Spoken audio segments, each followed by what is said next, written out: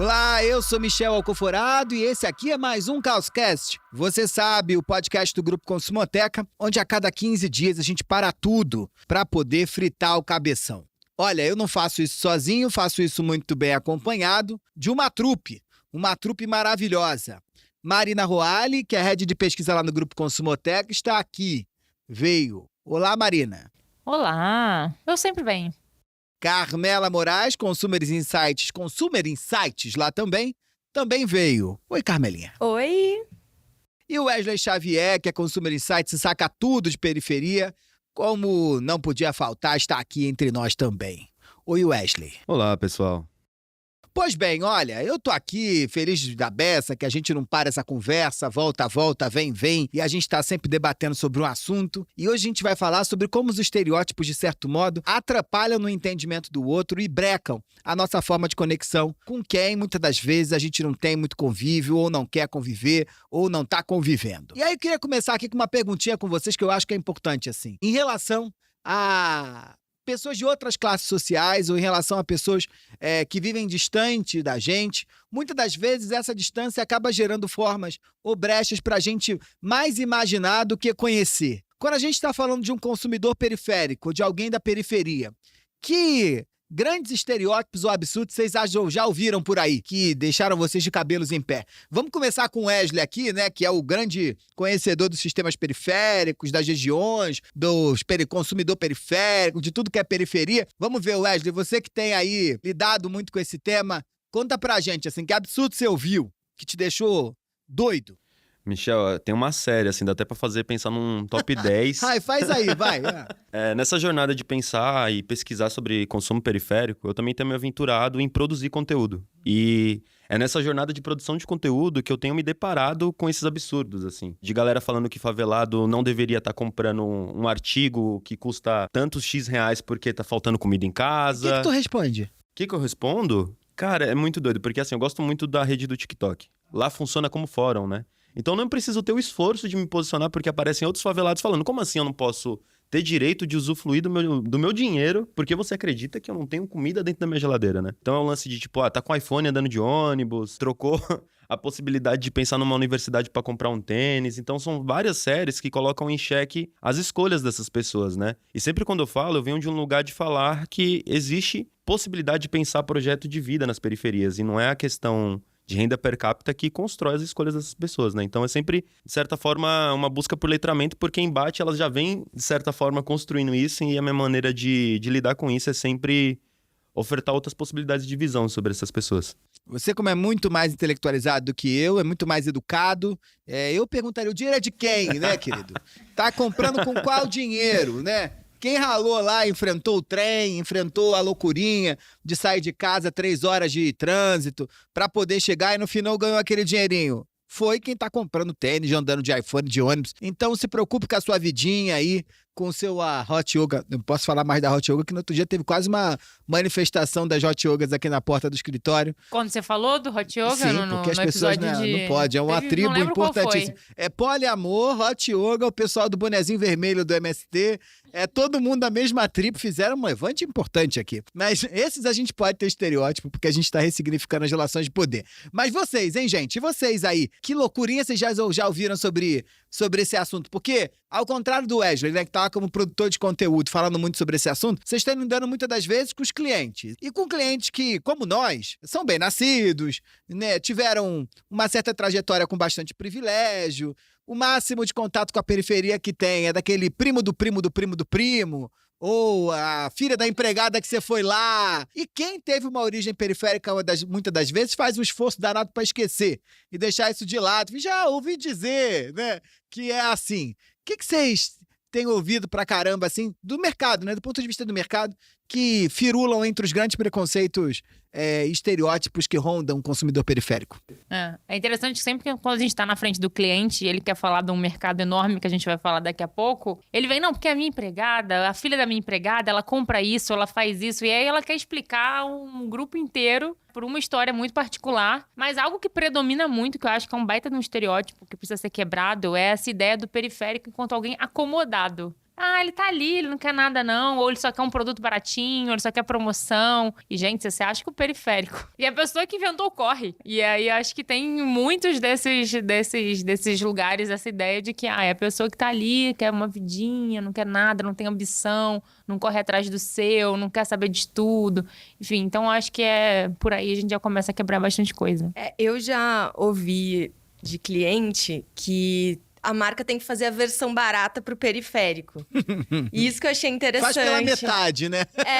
Não, vamos fazer isso aqui, mas na versão mais baratinha pra conquistar esse público, né? Quando, na verdade, o que a gente vai também falar um pouco aqui é que é totalmente quase o oposto, assim, né? Não quero a versão baratinha, eu quero aquela rara, única.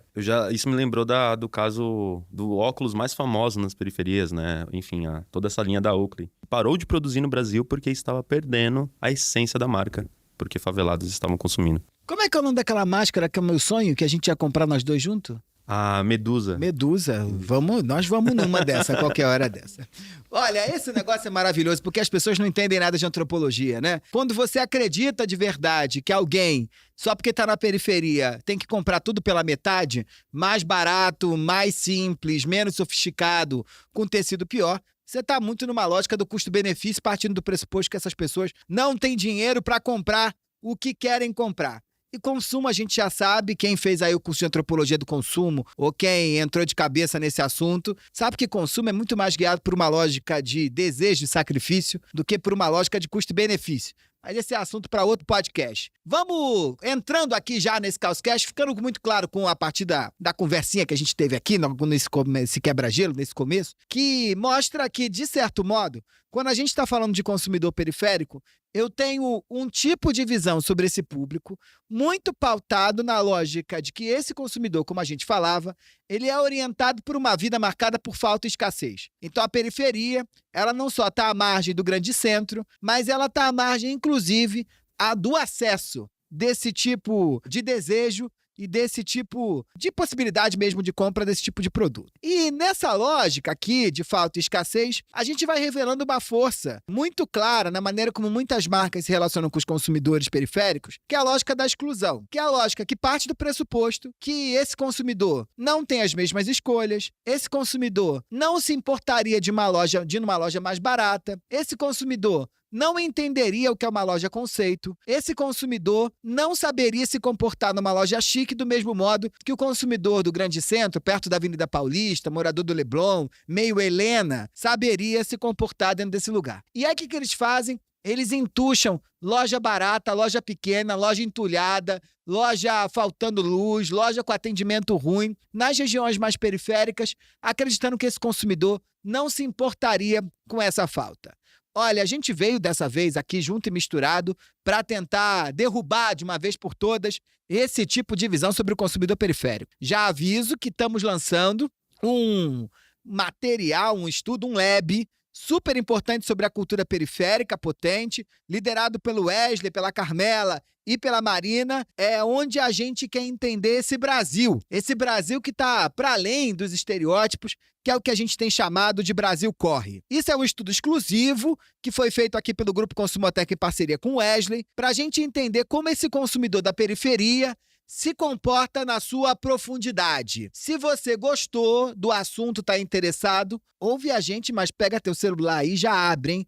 Já abre aí, clica no link para ter a possibilidade de baixar esse assunto e ler tudo. Porque o e-book, tá um chuchu. Mas tá um chuchu porque ele marca e mostra essa diferença e essa necessidade da gente pensar de uma outra maneira completamente distinta sobre esse público e sobre esse consumidor. E você sabe, né? Quando tem diferença, tá mais do que na hora da gente dar nome aos bois. O boi. Nome aos bois. Marina Roale, qual é o nome do boi de hoje, hein? O nome aos bois de hoje é alteridade periférica. Complexo, hein? Me conta aí. Alteridade, o que é alteridade? Periférico, o que é? Dá o quê? A alteridade periférica é esse esforço em entender o periférico de acordo com os próprios termos periféricos, né? Numa visão dele, né? De dentro do mundo dele e não desse pedestal e aí que a sociedade usa para do alto ali da sua pirâmide querer dizer o que é o que não é bom para esse periférico. Ah, então é alteridade periférica e não tem nada a ver com empatia, não. Essa coisa de empatia aí com o pessoal, aquele mesmo pessoal que fez protesto aqui no escritório no outro dia do Hot Yoga, do bonezinho da MST. Me explica aí, o que essa alteridade periférica tem de diferente dessa empatia? O conceito de alteridade, né, ele já é muito importante, aprendi com você aí nas suas aulas de antropologia. Ele é necessário pra gente fazer qualquer pesquisa antropológica, porque parte dessa ideia de você reconhecer o outro enquanto um indivíduo próprio, com suas vontades, tensões, sem colocá-lo numa lógica de evolução, onde ele é pior ou melhor que alguém, né? Sair desse juízo de valor. Ele é próprio, ele tem seus valores, e a gente abandona aquela ideia de que um povo é mais evoluído que o outro, que tá pra trás, tá no retrocesso. Isso acontece em todas as sociedades, e as pessoas, mesmo hoje, em 2023, para você avaliar alguém que convive com você, a gente tende a achar que a nossa lente de mundo, ela é o que vai julgar o outro. Então, muitas vezes, quando a gente tá falando com alguém do mercado, ali, sentadinho na sua cadeira de marketing, ele olha pro periférico e ele fala, meu Deus, pobre desse consumidor, eu tenho que ir lá ajudar a vida dele. Ou, olha, ele não tem educação financeira. Ou, nossa, ele não tem acesso ao meu serviço e eu vou ser a pessoa incrível que vou dar esse acesso pra ele. E aí entra esse discurso da empatia, assim. Eu lembro de casos e casos em que a gente fazia aquela coisa de vamos na casa do consumidor, que tem gente que chama de safari, que eu não acho um nome bom pra isso, mas o povo fala. E quando voltava, que o fulano trazia, a gente fazia aquela experiência, vamos fazer um download do campo. Nossa, como esse fulano é feliz, estou valorizando mais a minha vida. Já ouvi isso.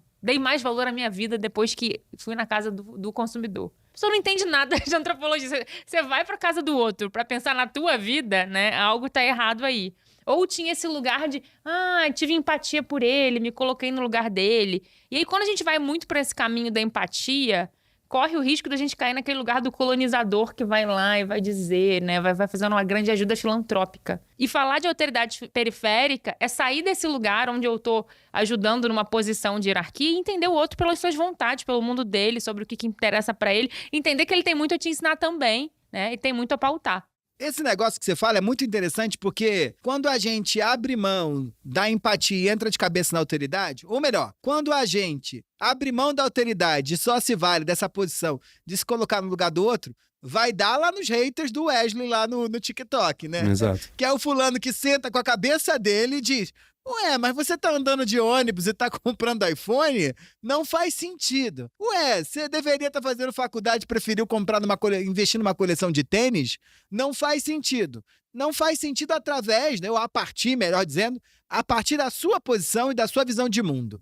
Mas essa alteridade periférica, aqui pra gente já ir seguindo no nosso papo, no nosso assunto, pode ser dividido a partir de dois aspectos importantes. Um é um da lógica de julgamento do consumo e outro é uma problematização fundamental, que é quem é o periférico. Vamos começar do começo, Marina. Que lógica de julgamento no consumo é essa que está imperando nesses ruídos que se dão quando a gente está falando de alteridade periférica? Olha, quando a gente fala de lógica de julgamento no consumo, eu acho que a gente tem que partir dessa premissa de que tudo que a gente consome, tudo que aquele indivíduo ele coloca pra dentro num carrinho, ou você usa ali no teu corpo, ou tem na sua casa, vai falar um pouco sobre você e suas escolhas de vida, né? Consumo vai contar a nossa história na sociedade, né? À toa que você vê alguém andando na rua, pelo que ela tá usando, você pode imaginar com quem ela anda, quem que ela frequenta, em quem que ela votou na última eleição, você já consegue dizer, a gente tá contando nossas narrativas com o consumo. Então, que a gente vai julgar o outro a partir do consumo, isso é inevitável, né? Isso faz parte ali da nossa sociedade. Mas isso tem que ficar na primeira camada, né? Assim, do estranhamento. Agora, você querer entender e afirmar coisas sobre o outro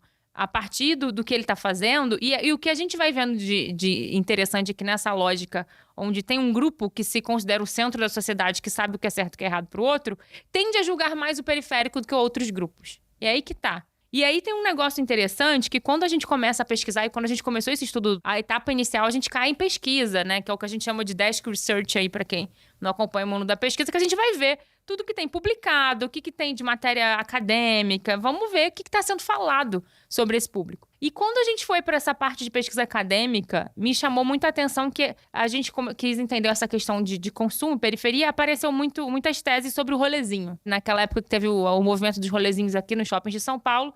E aí pegamos para ler aquelas teses e tinha muito desse olhar de cima para baixo, onde a conclusão dessas teses era o quanto que o rolezinho era um movimento do periférico suprindo uma falta via consumo, e aí trazer alguns balanços de que, nossa, são jovens que estão suprindo faltas que tem na sua vida através do consumo, e aí trazer até um perigo para a educação financeira, como é uma questão, como é que a gente vai trabalhar isso. E aí a gente começou a se perguntar, que consumo não é para suprir uma falta? Por que a falta do periférico incomoda mais? Porque quando um monte de rico se mete num submarino para ver o Titanic, eles também estão suprindo alguma falta. E ninguém ali, a gente fica questionando. Então, quando a gente fala dessa questão do mudar o julgamento, é a gente sair desse pedestal de achar que você tem o direito de achar que se a pessoa comprou um iPhone, você tem que checar tudo que ela tem na casa dela. Porque quando você não abre lá o armário do rico para saber se para ele comprar aquele carro novo ou sapato novo, se as contas estão pagas. Então, acho que isso é um primeiro ponto que deveria ser óbvio, mas não é. Então, acho que isso é ponto de partida para a gente falar desse público. E aí, quando a gente vai para o censo demográfico, né, e a gente pega... agora, né, teve essa revisão, atualizamos os dados aí, estamos nessa expectativa de censo, mas a gente já tem o dado de que de 2022 agora, o IBGE contabilizou 11.403 comunidades, onde vivem cerca de 16 milhões de pessoas. 11.403, né? 16 milhões de pessoas. Sim. E é o tamanho do público periférico. Claro que a gente pode questionar, né, se essa contabilidade está levando em conta tudo que a gente precisa para entender que público é esse. Mas a gente está falando de 16 milhões de pessoas que estão sendo julgadas e que ainda não são compreendidas pela sociedade, pelo mercado.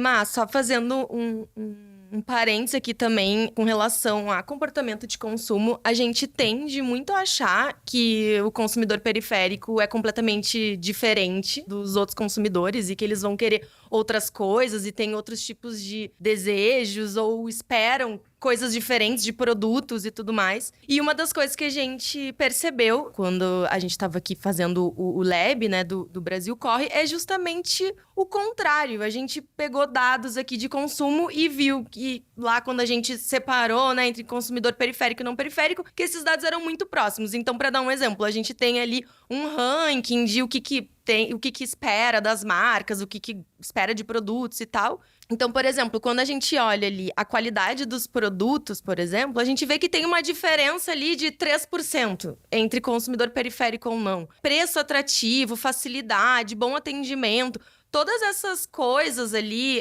que se tem de expectativa com relação a marcas e a produtos, é muito parecido o comportamento do consumidor periférico ou não. Ou seja, né, a gente entende que não tem como a gente querer olhar para eles como seres completamente diferentes, estranhos, porque o comportamento é muito semelhante. E não é achar que é o cara que vai aceitar menos, né? Que acho que é esse dado do atendimento, eu acho que ele é muito bom. Porque eu não tô disposto a trocar um preço barato, uma loja empilhada... e mau atendimento só porque eu aceito uma promoção. Ou também que eu quero muita promoção. Não, quer a mesma coisa que todo mundo quer, né?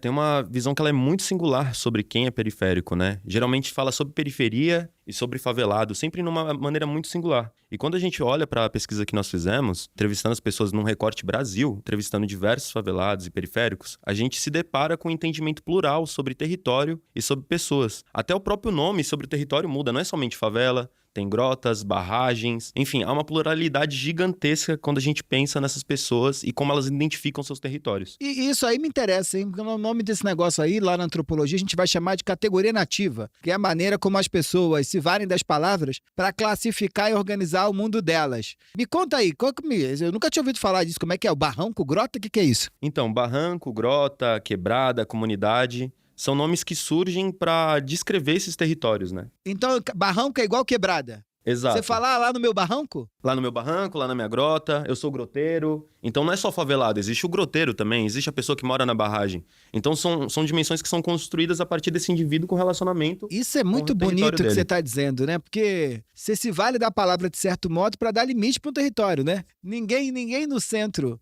acorda de manhã e fala, porque lá no centro... Eu sou centrista. Eu sou centrista. Né? Os periféricos se valem, né, das palavras para darem limite. E para marcar de maneira muito clara que esse espaço ele obedece a lógicas e segue caminhos, ou é alinhavado por uma rede de significados que é muito diferente leis, desejos próprios. Da maneira como o centro se organiza, né? Sim. Porque o fulano que mora em Pinheiros, ele tá tranquilaço em Pinheiros, né? Ele diz, lá em Pinheiros. Ele não fica... precisando de outras palavras para dar conta do nome do bairro, ou para significar esse negócio que é o nome do bairro. Então, legal a beça. Então, grota, barranco, barragem, vila e quebrada e favela nada mais são do que nomes que os periféricos espalhados pelo Brasil se valem para poder nomear os lugares onde vivem. Mas isso tem uma diferença regional, você viu isso? Onde é que Grota é mais comum? Vila é mais no sul, né? Vila é no sul. Eu ia dizer isso, que no campo a gente percebeu, né? Que dependendo da região, a pessoa fala. E no sul é vila, né? E as pessoas falam, vileiro, até como pejorativo, né? A pessoa do centro chama pejorativo, mas as pessoas de vila falam, né? Vileiro, que nem periférico. E Brasília eu sei que é Grota, que eu me lembro bem de uma menina do campo de Brasília que falava Brasília, Grota. Maceió. Assim, eu acho que o território é um fator importante e a gente tem que pensar também nessa pluralidade linguística brasileira também, né? Acho que tem uma diferença muito grande de compreensão sobre idioma também. Eu acho que, assim, a questão do território, ela impacta, porque eu me lembro de um relato muito marcante, assim, sobre a grota, né?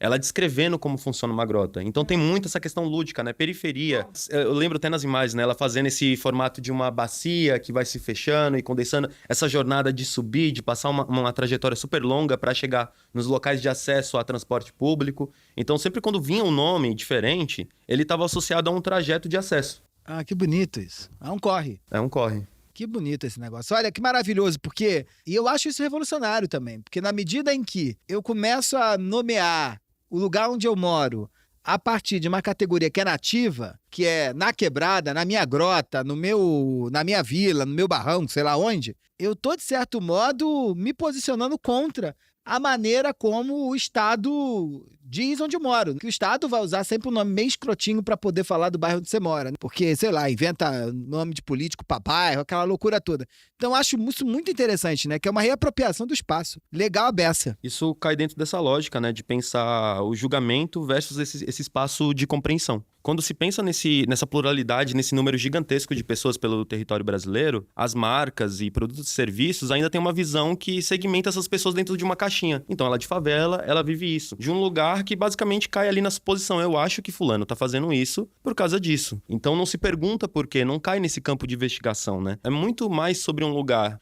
de partir para além da visão e cair sobre escutar essas pessoas e entender como são construídas suas particularidades. E quebrando totalmente a lógica de que se é favelado, faz tal coisa porque é favelado.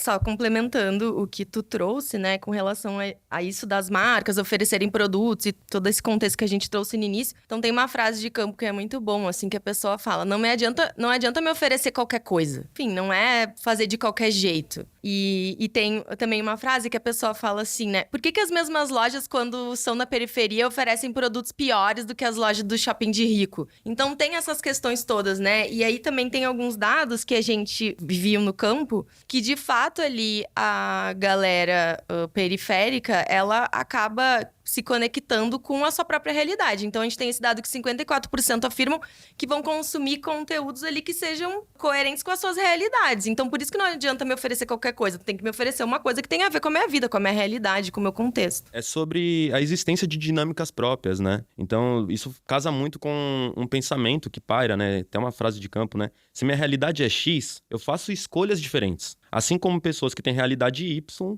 fazem suas escolhas para consumo.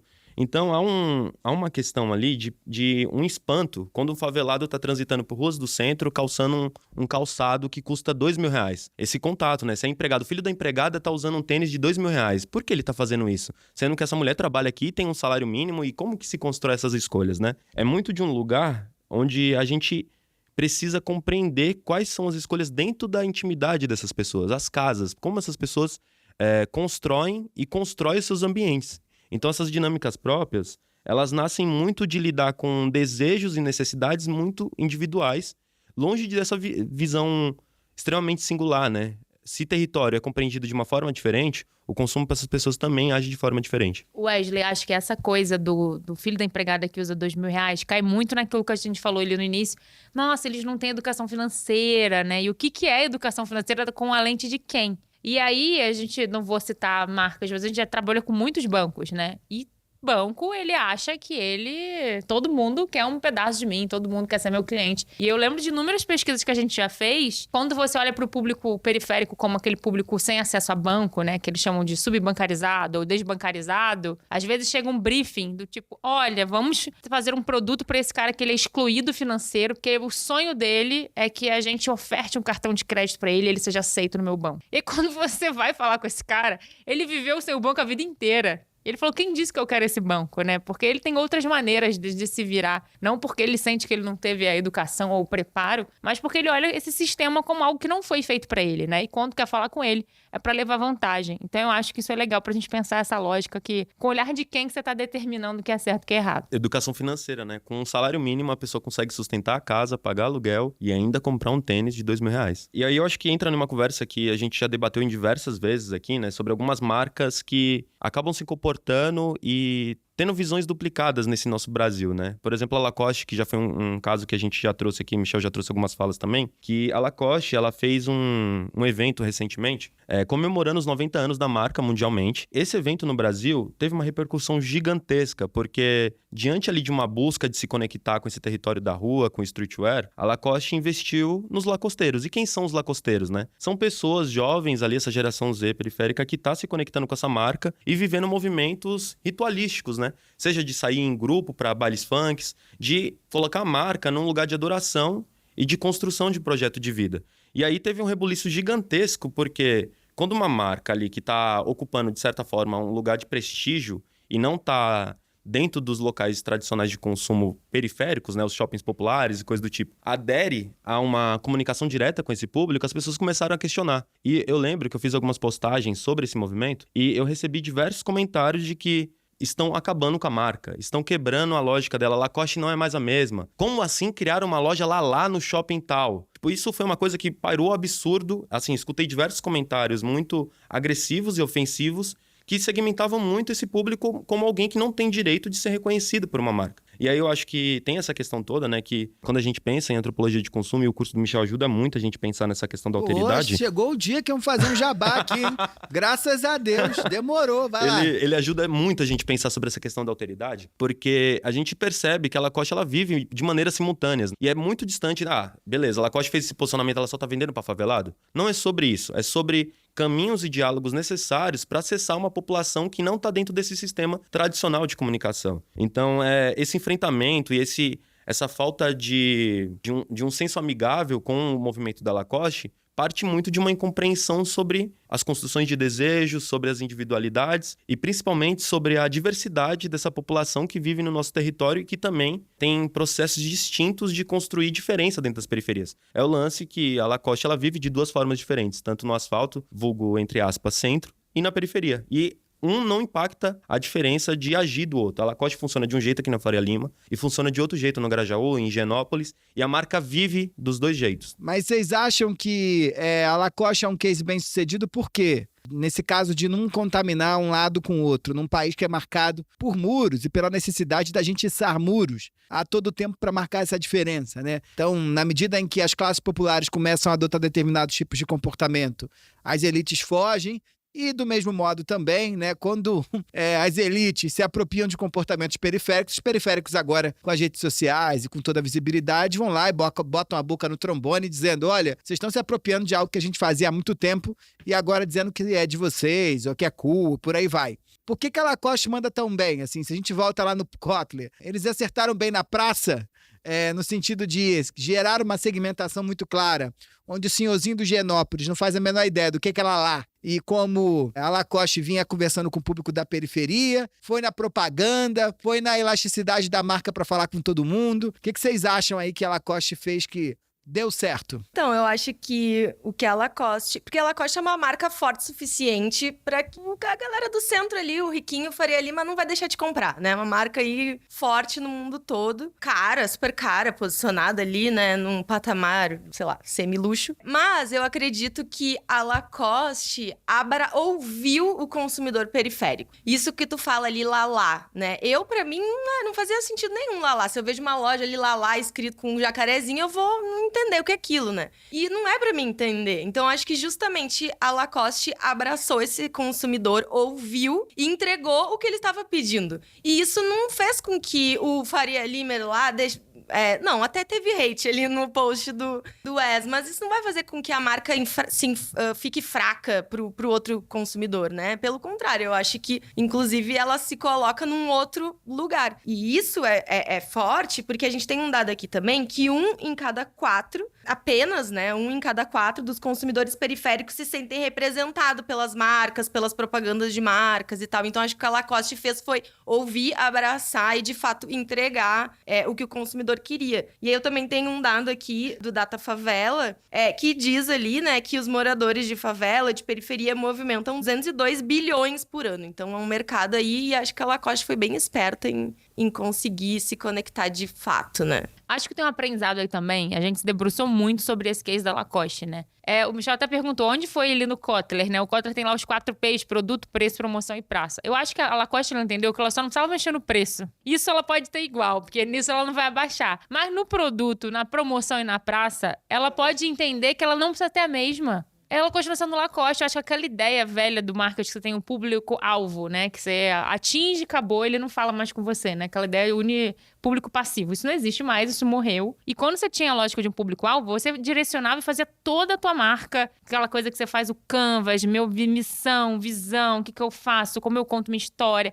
Como se a marca ela tivesse que ser muito... Pra ela ser coerente e ter um bom branding, ela tivesse que falar sempre da mesma maneira. Lifestyle, né? Essa coisa de manter o lifestyle. Isso, eu acho que o que a Lacoste entendeu é que no mundo de hoje, você pode se comportar de um jeito na sala da tua casa, de outro jeito com seus amigos e outro dia de férias. E acho que ela entendeu que ela pode falar de um jeito com o periférico e de outro jeito com o público tradicional dela. Então, acho que ela continuou falando com o tiozinho que vai pro jogo de tênis com a roupinha da Lacoste, que a Lacoste vem, né, muito do mundo do tênis e aquele... Ela pode falar com Dória, sabe?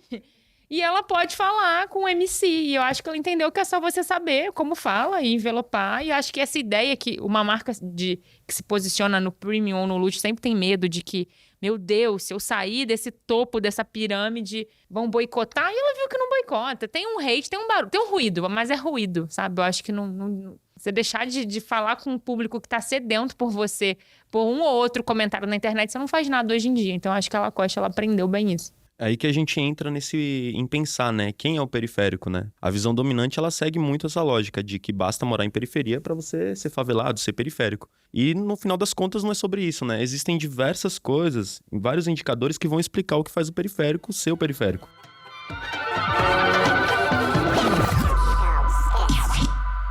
Ah, que maravilha. Então chegamos aqui no segundo bloco, que é importantíssimo, né? A pergunta central, estão todos aqui babando, certamente, desesperados para entender quem é o periférico.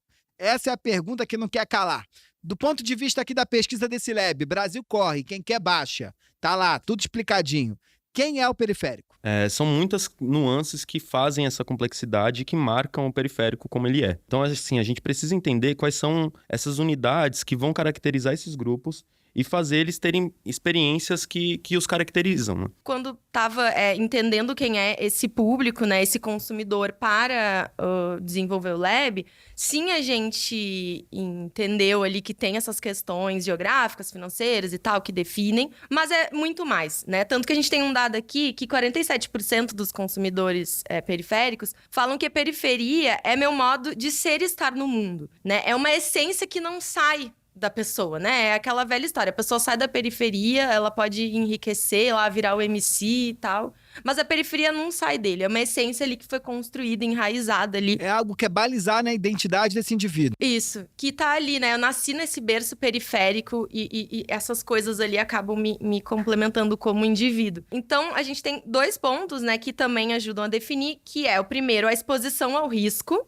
e o segundo é essa sensação de nunca se sentir ouvido pelo outro, né? Então, a questão da exposição ao risco, ela tem tanto questões pragmáticas como também subjetivas. Então, as questões mais pragmáticas de fato, ali a rua que vive, que se mora, que se transita, ela é vista muito como alvo. Então, a gente tem um dado que 56% dos periféricos já vivenciaram confronto armado e tal. Então, tem esse risco ali do lugar onde se mora. É uma galera também que é desprotegida, né? Então, não tem saneamento básico, não tem luz e tal, tudo mais. E 43% deles afirmam se sentir inseguros na rua que moram. fizeram. Gente, vamos entender um pouquinho melhor essa coisa do exposição a risco, hein? Wesley, ajuda aqui, Carmela, porque entrou de cabeça na construção desse lab. Que riscos são esses que rondam a vida de alguém que mora na periferia e que vão ajudar a dar borda, a dar limite, a dar contorno para essa identidade de periférico?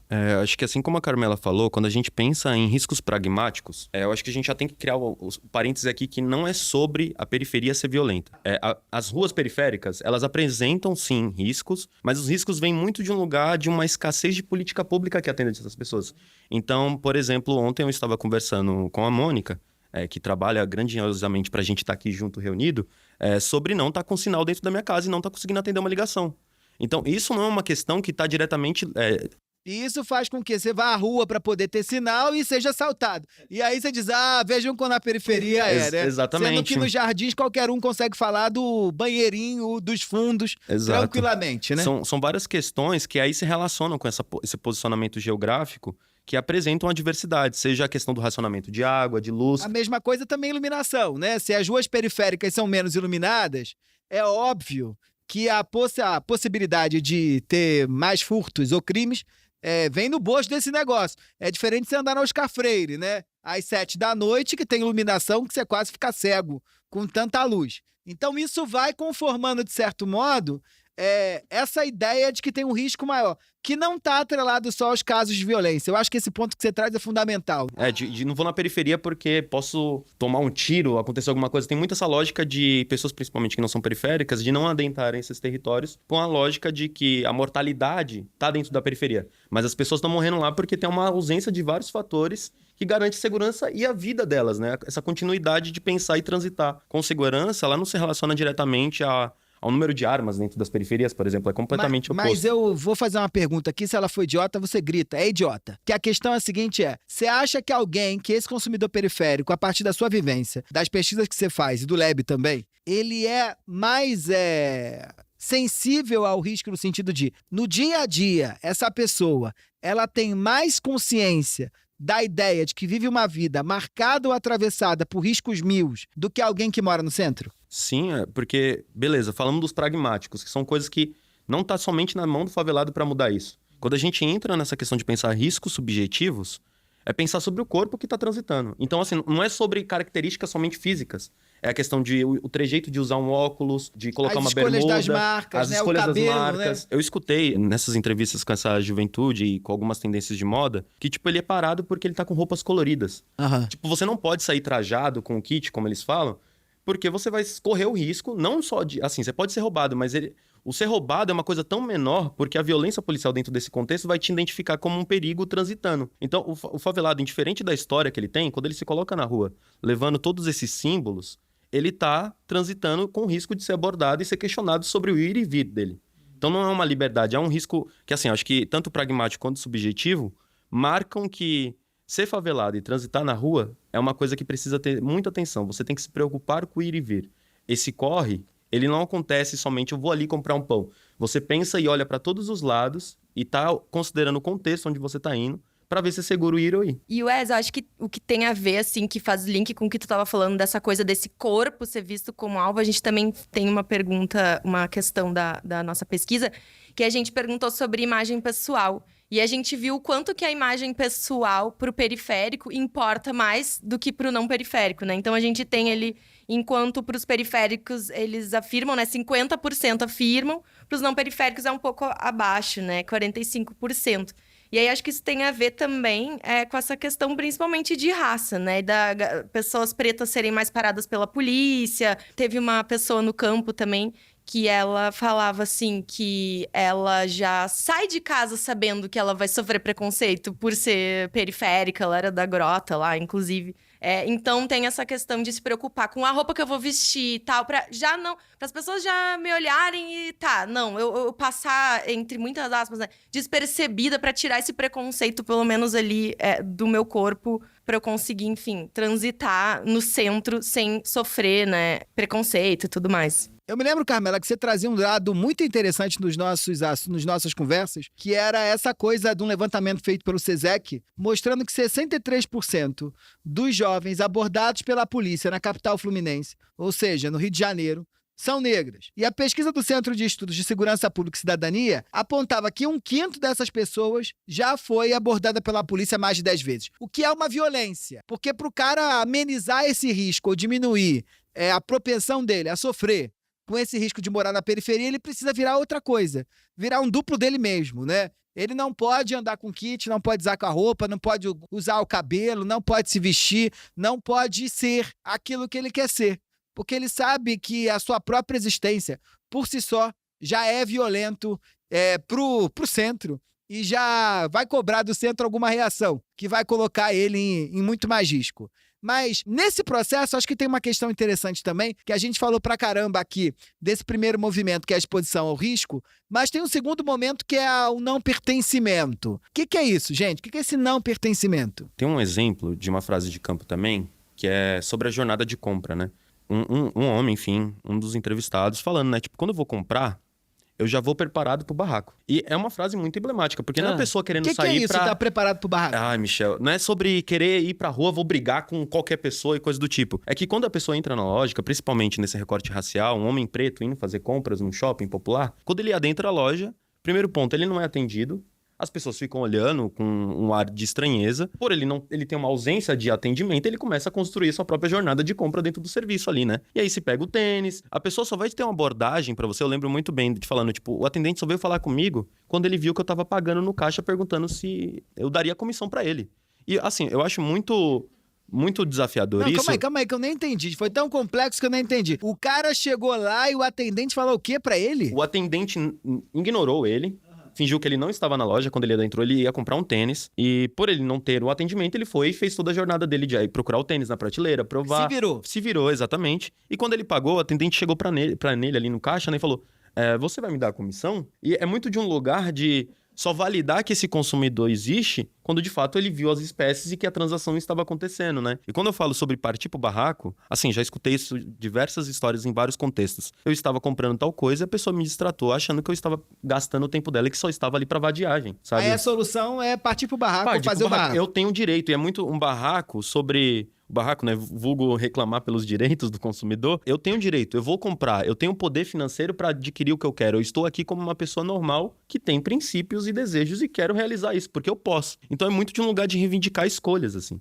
E isso nasce muito de uma ausência de representatividade, né? Quando a gente pensa no consumidor periférico, um dos pilares que marca muito essa questão de distinção frente a outros consumidores é que ele não é atendido dentro dos canais de comunicação. A Lacoste, ela dá certo porque ela coloca um monte de favelado lá dentro, ela se comunica com os MCs, então esse processo faz com que outros favelados falem, eu posso estar daquele jeito, eu posso ser reconhecido pela marca. Então, você quebra a lógica de pertencimento, né? E o que você traz aí, que eu acho que é o fundamental quando a gente pensa aqui com cabeça de consumo, é que a gente fala muito quando pensa em periférico, a gente vem martelando aqui nessa coisa da representatividade, né? Do consumidor que quer ser visto, que não é só preço, ele quer produto, ele quer posicionamento para ele. E a gente entra na dimensão do acolhimento, né? Não adianta fazer tudo isso, fazer uma parceria ali com uma marca e mostrar isso aqui pro periférico. E aí investir no que a gente ouve no UX, no CX, no Bubble X, não sei o quê, a jornada de encantamento do consumidor que a gente ouve em cada palestra de inovação. Só que você não atende, não olha para esse consumidor, né? E aí chegar e pedir na boca do caixa ali para agora deixa eu entrar na sua jornada. Então, eu acho que você traz essa...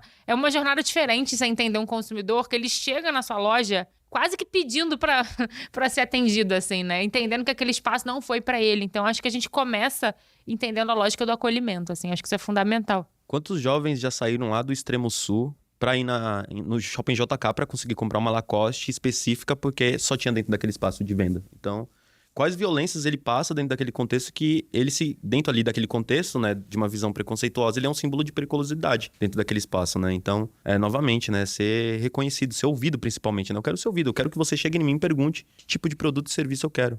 E acho que um aprendizado que fica com esse estudo, né, à toa que a gente chama ele de Brasil Corre, é que a gente fala de corre hoje de uma maneira senso comum, né? Todo mundo fala do corre, né? Todo mundo fala que tá no seu corre, a blogueira fala que tá no corre, o médico, a gente, todo mundo tá ali, não sei o que, eu tô no meu corre. Mas acho que isso é um termo, né? A gente tem que reconhecer de onde vem, eu acho que é o periférico que vai colocando isso na nossa boca, mas entender que o corre do periférico ele é diferente. Você pode trabalhar, se você não é periférico, você pode trabalhar, dedicar, Ninguém tá desmerecendo o teu trabalho, mas você tem que entender que é um corre diferente, porque a gente tá falando de um corre de alguém que tá buscando a segurança do seu corpo, a segurança da sua mente, porque você tem que cuidar de um corpo que é alvo, de uma cabeça que você tem que ter ali, um mental de enfrentar situações como essa, que você tem que chegar num lugar que você não tem acolhimento, que ele não foi feito pra você. Você tem que lutar contra violência física, moral, financeira, você tem que se proteger os seus também, né? Então, entender a lógica do corre pro periférico, ela é muito importante pra gente entender de fato como esse público se coloca no mundo, para daí a gente entender que escolhas são essas que ele faz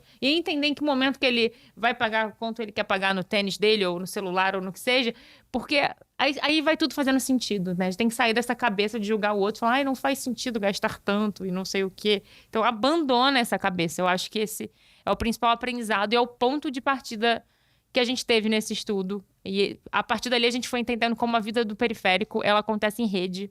Mas isso a gente guarda para um outro episódio, que é um assunto ainda mais denso pra gente se debruçar. Maravilha, hein? Eu espero que ao longo desse episódio você tenha ficado claro aí pra você, né, que o consumidor periférico ele é muito mais complexo do que a divisão desse público em classe, como classe C, D, E e por aí vai. Por uma questão muito simples, quando você tá pensando nesse consumidor a partir de classe, você tá olhando o C como aquele que tem menos que o B, e o B como que tem menos que o A, e o D como que tem menos do C, e o E como que tem menos do D.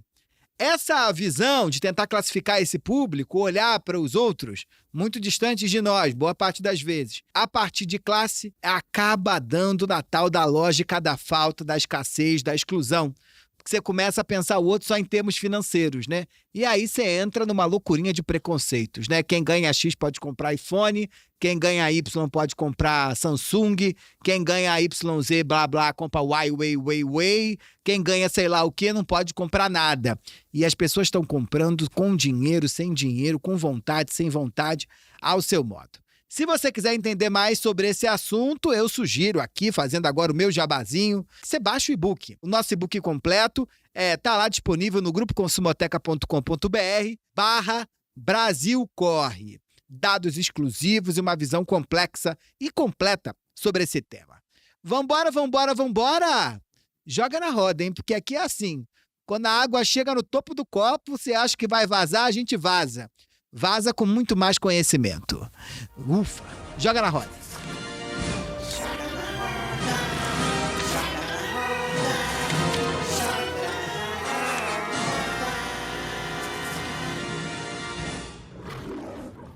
Carmela Moraes, que trazes hoje, hein? Hoje eu trouxe uma série do Netflix que é feita, na verdade, é Marina vai ficar produzida. chateada com você, hein? Porque ela que é a rainha do Netflix. Ah, não.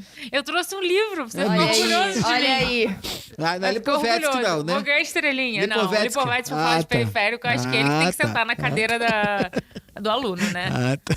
Então, mas eu trouxe uma série do Netflix que se chama Sintonia, que ela é produzida pela Condzilla. E ela é uma novelinha, assim, que retrata a história de 3 amigos periféricos da periferia aqui de São Paulo. É uma novelinha, mas ela acho que ajuda aí a galera do centro, né? A exercitar a alteridade ali que a Marina falou no início do episódio, sem precisar ir até ali a periferia. Acho que a gente consegue ter um retrato de pessoas produzido por pessoas periféricas, né? Então não é ali o branco que tá impondo, né? A galera mesmo que produziu. Então fica a dica aí, Sintonia do Netflix.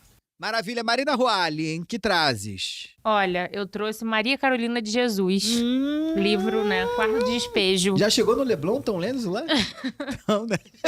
Devia, Você tá só agora na internet compra tudo em tudo quanto é lugar. devia Né? ter chegado na escola, né? Não chegou, hoje tá atrasado já. Acho que devia mas ser é isso aí. literatura Quarto de obrigatória. Despejo, eu amo esse livro. Eu acho que Lindo. isso tinha que ser literatura obrigatória, porque aí a gente tem, eu acho que pra gente começar a pensar essa lógica de alteridade periférica, né? Então, a gente tá falando de uma mulher preta, periférica, favelada, né? Ela era do Canindé, uma favela que já não existe mais, né? Acho que foi tomada pelo Tietê, pelo que entendi depois.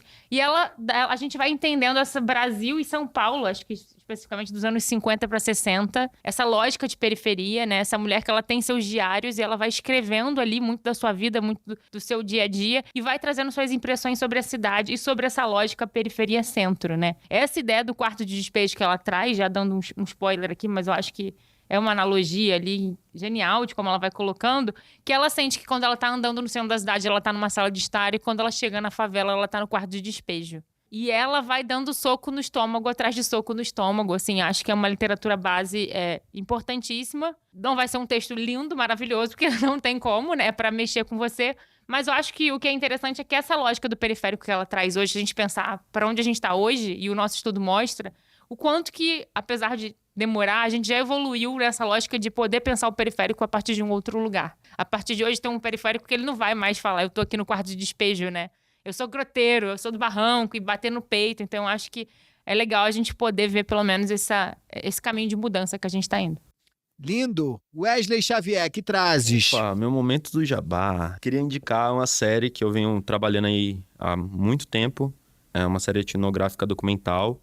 E recomendar o primeiro episódio, que é Universo das Relíquias, que fala sobre uma tendência que é maior do que mega tendências, que está há 13 anos aí fazendo o gosto de diversos favelados. É um recorte sobre moda, mas fala muito sobre... Se conecta diretamente com esse estudo que a gente tem feito, que fala sobre a construção dessas individualidades e busca por pertencimento. Maravilha, olha, eu já assisti o documentário do Wesley e aconselho todo mundo a ver. Inclusive li também Carolina de Jesus e adoro, porque eu acho que é um soco. Sintonia do Condzilla, né? Vi alguns episódios, gosto também. Maravilha. A minha dica é um livro aqui para homenagear as gaúchas, né? Porque elas estão sempre em todo lugar, de uma antropóloga americana que é professora na URGS. É assim, é URGS, isso mesmo. Cláudia Fonseca, uma antropóloga americana com longa trajetória aqui no Brasil, e estudou a periferia de Porto Alegre, a Vila do Cachorro Sentado, que é uma vila famosa lá, e também São João, que é uma outra vila decisiva, assim, com bastante preponderância dentro da cidade de Porto Alegre. E ela escreveu um livro que eu amo, que se chama Família, Fofoca e Honra, que destrincha com a habilidade de bons antropólogos, que só bons antropólogos têm, essa posição e a importância que a família tem, como as dinâmicas de fofoca são importantes na atualização das relações de poder dentro das favelas, como o vocabulário da honra é determinante na estruturação desses ambientes. Eu li, amei, todo mundo tá lendo, tá amando, é da editora da Edurgs, que é essa editora famosíssima aí, da universitária da URGS. E se você já foi ao Rio Grande do Sul ou não foi, compre, pelo menos para Mônica Lewandowski, que eu não sei falar o nome dela, e Carmela Moraes ficarem felizes porque o país dela está sendo representado. Vambora! Vambora! É isso, hein? Acabamos, já jogamos na roda, já falamos pra caramba, demos aula, agora vamos pra casa. Vamos pra casa, beijo. Beijo, Marininha. Carmela Moraes, besitos. Beijos caóticos. E o Wesley Xavier, adiós. Adiós. Hasta luego. Tchau, tchau. Eu sou Michel Alcoforado, fico por aqui. E já te preparando que no próximo assunto tem rabicho, hein? No próximo Caoscast a gente vai continuar falando desse tema. Até!